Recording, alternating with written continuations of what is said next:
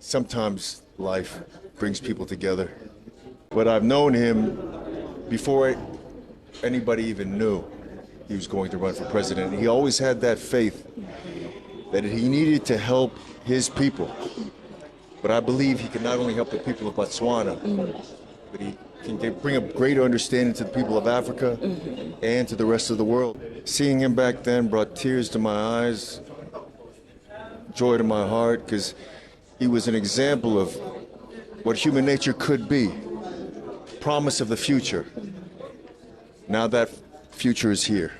Hollywood actor Rick Yune's presence at Duma Boko's inauguration sparked interest in the Fast and Furious star's relationship with the new Botswana president. Boko, who was studying law at Harvard University in the early 1990s, reportedly met Yune during that time, and their bond has deepened over the years. Yune first visited Botswana in 2009 to support Boko's advocacy for the residents of the Central Kalahari Game Reserve, who were fighting for access to water from boreholes within the reserve. In 2009 was the first time that I came to Botswana to meet a friend who was fighting for the rights of people in the Kalahari to get clean water. A lawyer that was doing all of this work pro bono. And he needed support. So from then, for many years, we fought.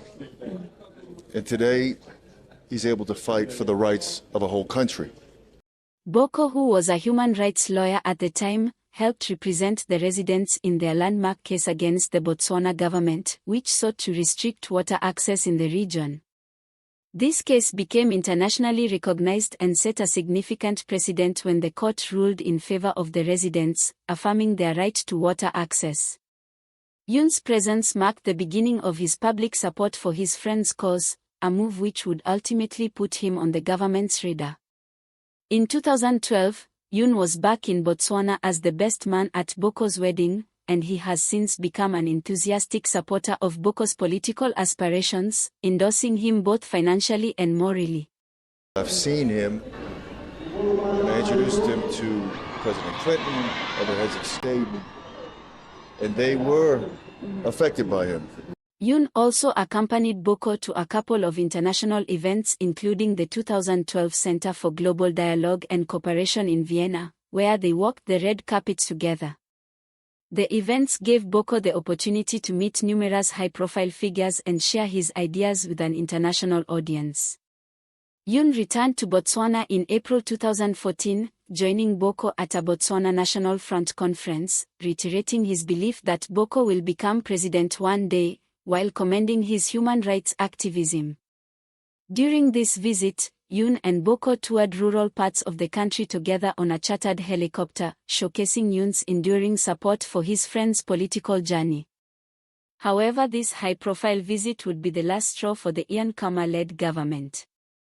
Yune had planned to return to Botswana for the launch of Duma Boko's campaign as president of the Umbrella for Democratic Change, but just before the event, the government imposed unexpected visa restrictions on Yune and his partner Jennifer Lindsay Bell, who were in South Africa preparing to attend Boko's event, leading to speculation about the motives behind this move, particularly given that Americans typically do not require visas to enter Botswana. Forgiving.